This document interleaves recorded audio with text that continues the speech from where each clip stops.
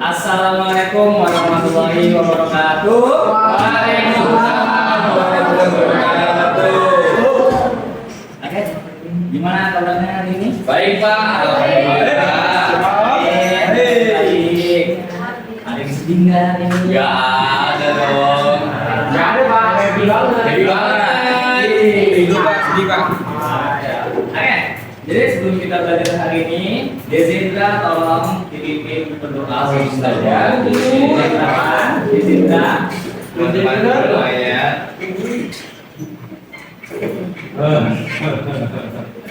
Oke.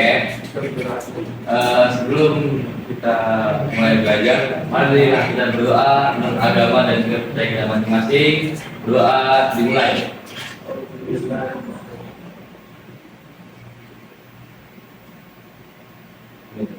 Berdoa selesai. oke, terima kasih Dezindra. Apa? Baik, sebelum kita memulai pelajaran, kita share dulu deh. Apa nama pada dulu? Siapa yang hari ini yang hadir? Iksan. Iksan ada. Iksan ya? Iksan hadir. Bikin. Beka.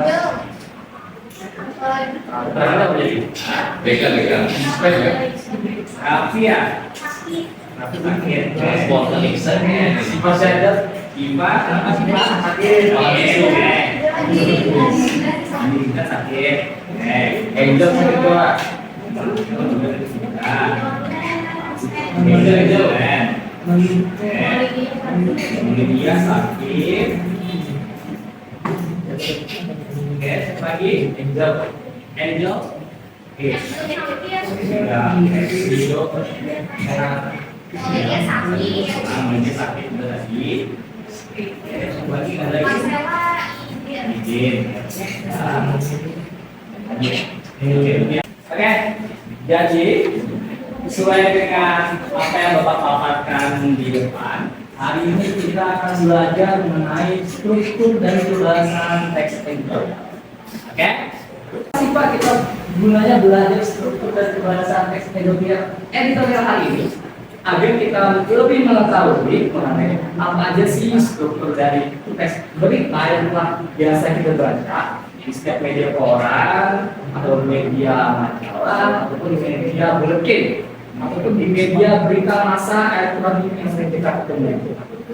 Inilah gunanya agar kita tuh biar lebih mengetahui, tidak hanya membaca tapi kita lebih mengetahui dari segi susunan strukturnya dan juga dari segi kaidah kebahasan atau apa yang kita bisa. Oke. Nah, jadi pada segi dasarnya yang akan kita pelajari sebagai berikut adalah kita nantinya akan menganalisis struktur dan kebahasaan dari teks editorial dan nantinya kita akan merancang teks editorial dengan memperhatikan struktur dan kebahasaan secara lisan maupun teks. Indikator untuk pembelajarannya, kita akan mengidentifikasi struktur teks editorial, terus kita akan mengidentifikasi kebahasannya, dan nanti kita akan mencoba untuk menentukan strukturnya dan juga kebahasaan dari teks editorial. Nah, selanjutnya materi yang akan kita pelajari dari hari ini adalah struktur teks editorial dan kebahasan teks editorial. Ini yang akan kita pelajari. Oke, sebelumnya kemarin kita sudah bagi kelompok. Oke, jadi kita pakai kelompok teman aja. Tapi semoga hal ini lengkap. Coba. Oke, kelompok 1, kelompok 2, 3, 4, 5, 6, 7, nah, sudah kan 8, 9. Gak ada 9. 9.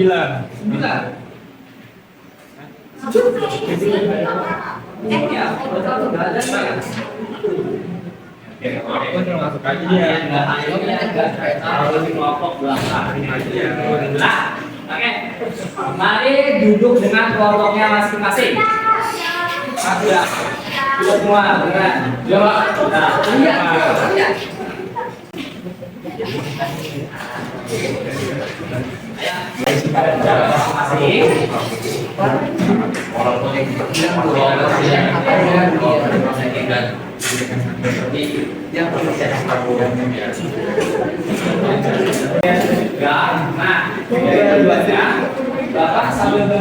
menjelaskan materi, kalian harus memahami juga tugasnya, oke? Nah, dengan perhatikan di halaman 2, itu ada beberapa pertanyaan. Nah, kalian sambil menyimak materi yang Bapak paparkan. Pertama, kita akan membahas mengenai struktur teks editorial. Apa sih strukturnya itu? Ada 3. Nah, tapi sebelumnya belum. Nah, tapi teks editorial itu juga termasuk sebagai bahan jenis teks eksposisi, sama halnya juga dengan novel cerita sejarah yang telah kita pelajari sebelumnya. Dia kan juga menggunakan jenis teks eksposisi. Nah, teks editorial itu sebenarnya juga menggunakan jenis teks eksposisi. Maka dari itu kita ada penjelasan teks editorial. Oke, dulu sebentar. Oke, perhatikan Bapak. Ya, perhatikan Bapak. Oke, lanjut lagi kita ke bahasan. Nah, kaidah kebahasan dari teks editorial itu tergolong ke dalam kaidah kebahasan yang terdiri berdasar jurnalistik. Karena kalau kita pahami lagi, jurnalistik dengan apa yang dituliskan dengan dari teks editorial dari redaksi penulis itu sama sebenarnya. Dia sama-sama menuliskan terkait dengan bahasa yang penggunaannya itu jurnalistik. Maksudnya itu dia menggunakan bahasa yang penelitian. Malu bertanya sesat di jalan. Ada ingin bertanya. Bapak. Ya. Apa itu? Ya. Nah, contoh kata populer itu biasanya merujuk kata yang gampang dipahami. Kita ilmiah tapi gampang dipahami.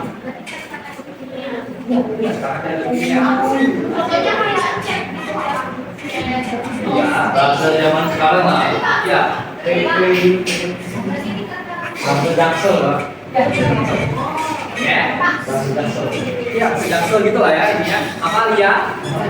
Di dalam paragraf argumentasi sama penegasan itu ada di paragraf berapa ya Pak?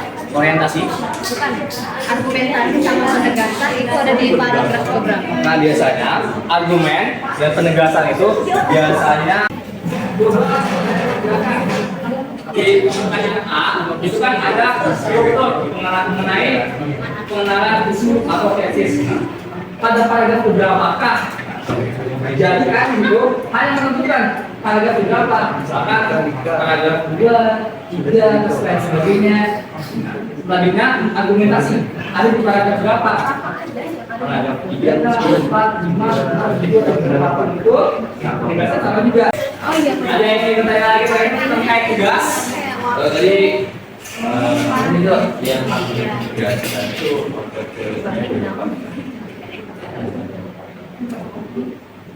Simpelnya itu argumentasi itu berarti setelah ada yang penegasan. Oh iya, penegasan itu titik akhir dari argumentasi. penegasan ya. Jelas dulu teksnya. Presiden Iya. Bali. Bila situasi ini terus dilakukan, masyarakat Indonesia bakal dijajah secara ekonomi. Karena itu, mantan Gubernur DKI Jakarta ini mengajak rakyat Indonesia menjadi konsumen ketimbang hanya sekedar konsumen demi menghindari taktik kolonialisme era modern.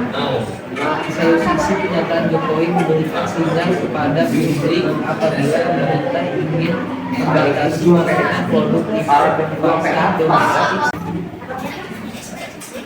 Kalimat reaksi itu mungkin yang berbeda itu kan ada tanda pertanyaan atau tidak Bertanya masih masih ada tanda-tandanya, cuma kadang dia ada yang nggak ada tanda-tandanya, dia bertanya. berarti dia kayak bertanya nggak ada. Oh, Iya. iya. Beliau pasti ada tanda-tanyanya. Nah, dia nggak ada tanda-tanyanya. Cuma ada pertanyaannya, dia sudah pertanyaan. Gemas sekali guys. Sama pertanyaan sama enggak?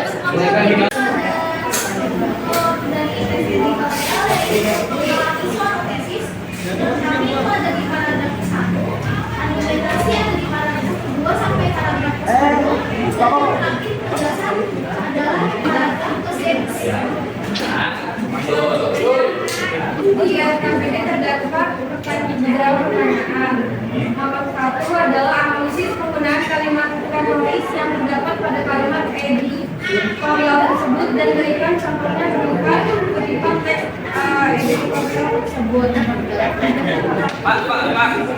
Dan retoris itu merupakan pertanyaan yang kemudian muncul, yaitu apakah dengan membatasi produksi populer di e-commerce bisa segera menyelamatkan produksi lokal dan UMKM dari keterpurukan.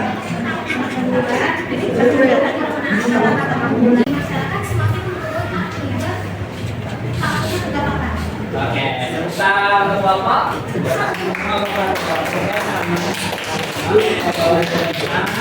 Kembali Terima kasih kelompok pertama presentasinya.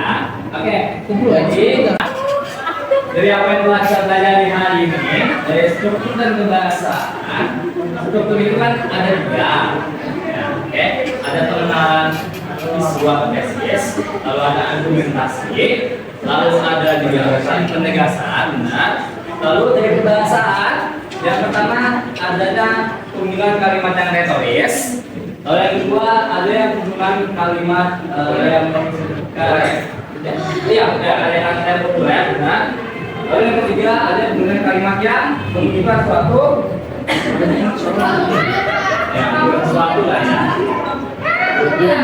lah ya. Terus yang keempat ada penggunaan kalimat apa? Video. Lalu salisa. Oke, jadi yang kita pelajari hari ini kita menjabat kalau masih ada sekitar 15 menit. Jadi kesimpulannya hari ini apa ya kesimpulannya hari ini? Coba deh saya jelaskan apa kesimpulannya hari ini. Apa yang materi kita pelajari hari ini? Kita dapat Aku tanya ya. ya apa ini? Ya, Allah bohong. Mana sini nih? Yang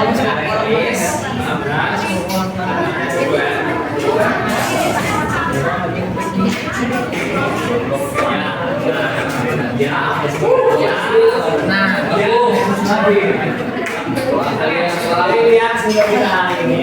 Semoga materi yang kita bahas akan menjadi bermanfaat untuk kedepannya. Dan tidak untuk tugas berikutnya mungkin nanti akan bapak dan akan bapak apa yang kita dan selanjutnya. Dan sebelum kita pulang, alangkah baiknya duduk sebentar. Dipersiapkan apa-apa saja duduk pulang. Dan juga tugasnya hari ini yang misalkan sudah selesai nanti tolong kumpulkan ke bapak ya. Yang belum selesai bisa Besok pagi. besok lah ya, bisa kan? Bisa kan? Terus Siap dulu.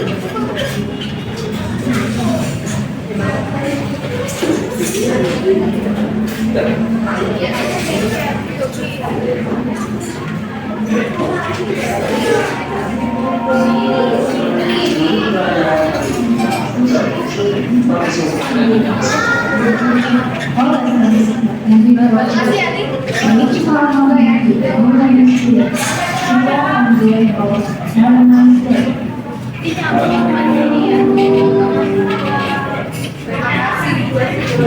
sama-sama. Terima kasih. Baik, sebelum kita pulang kita mengakhiri materi kita hari ini, adalah kita bersama-sama berdoa untuk masing-masing. Berdoa dimulai.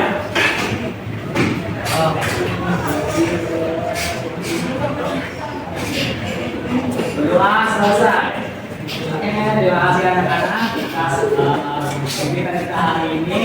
Semoga di pulau indah kehidupan kalian yang mudah pokoknya tugasnya tetap dikerjakan. Oke. Nah ini wassalamualaikum warahmatullahi wabarakatuh.